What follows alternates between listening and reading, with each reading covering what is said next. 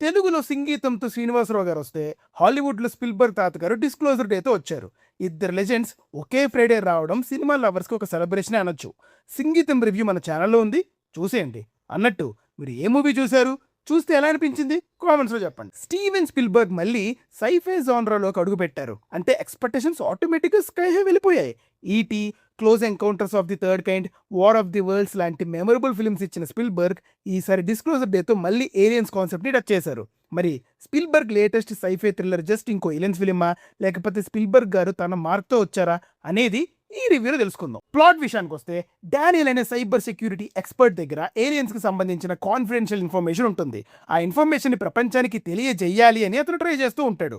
మరోవైపు మార్గరెట్ అనే weather reporter life లో కొన్ని స్ట్రేంజ్ ఇన్సిడెంట్స్ జరుగుతుంటాయి.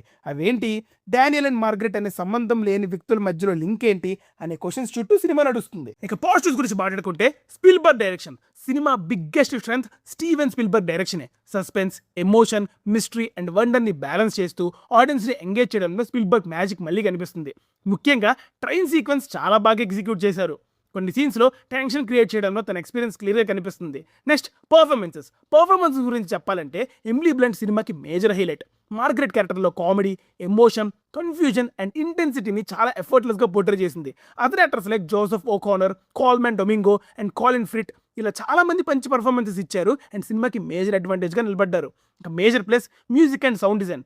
జాన్ విలియమ్స్ స్కోర్ సినిమాకి పెద్ద అసెట్. తన మ్యూజిక్ మూవీని ఎలివేట్ చేయడంతో పాటు థ్రిల్ మూమెంట్స్లో టెన్షన్ని కూడా బాగా బిల్డ్ చేస్తుంది. సౌండ్ డిజైన్ కూడా ఓవరాల్ ఎక్స్పీరియన్స్ని ఇంకా ఇమ్మర్సివ్గా చేసింది. అండ్ ఇంకో విషయం ఏంటంటే, స్పిల్బర్గ్ మూవీ అంటే ఊరికే ఉండదు. ఆయన ఎక్స్ప్లోర్ చేసే థీమ్స్ అండ్ ఐడియాస్కి సపరేట్ ఫ్యాన్ బేస్ ఉంది. అవి ఈ మూవీలో మళ్ళీ బాగా వర్క్ అయ్యాయి.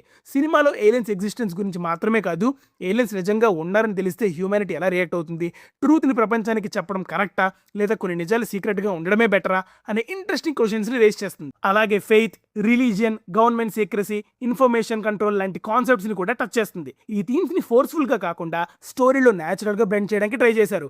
వీటి వల్ల సినిమా అయిపోయిన తర్వాత కూడా కొన్ని డిస్కషన్స్ అండ్ క్వశ్చన్స్ ఆడియన్స్ మైండ్లో ఉండేలా చేస్తుంది. ఇంకా ఇప్పుడు నెగిటివ్స్ చూద్దాం.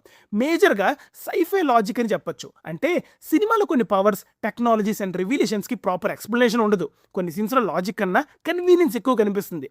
ఒక సైఫై ఫిలింగా కొన్ని డెవలప్మెంట్స్ ఫ్యాంటసీ లేదా మ్యాజికల్గా అనిపించాయి. ఈ ఆస్పెక్ట్ సినిమా మిస్టరీని కొంచెం వీక్ చేసినట్టు అనిపించింది. ఇక విలన్ క్యారెక్టర్, నోవా స్కాన్లాన్ క్యారెక్టర్ వెనుక స్ట్రాంగ్ మోటివ్ ఉన్నట్టు సినిమా రిపీటెడ్లీ హింట్ ఇస్తుంది. కానీ ఆ మోటివ్ ఏంటి అనే దానికి ప్రాపర్ క్లారిటీ ఉండదు. దానివల్ల క్యారెక్టర్ కంప్లీట్గా డెవలప్ చేయకుండా కొన్ని ప్లేసెస్లో స్టోరీకి అవసరం ఉన్నట్టు వాడుకున్నట్టు అనిపించింది.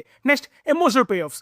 సినిమాలో కొన్ని క్యారెక్టర్స్ బ్యాక్ స్టోరీస్ అండ్ రివిలేషన్స్కి చాలా ఇంపార్టెన్స్ ఇస్తుంది. కానీ ఆ బ్యాక్ సైడ్ స్టోరీస్ని ఆడియన్స్ని ఎమోషనల్గా కనెక్ట్ అయ్యే రేంజ్లో ఎస్టాబ్లిష్ చేయలేదు.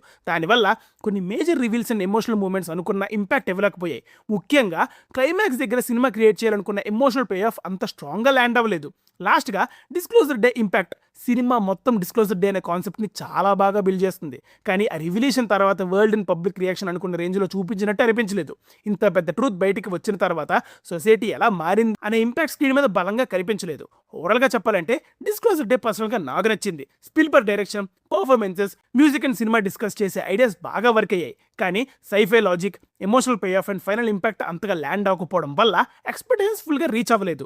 అయినా కూడా థాట్ ప్రొవోకింగ్ సైఫై థ్రిల్లర్గా మాత్రం disclosure day is a good watch. Interest ఉన్న వాళ్ళు చూసేయచ్చు.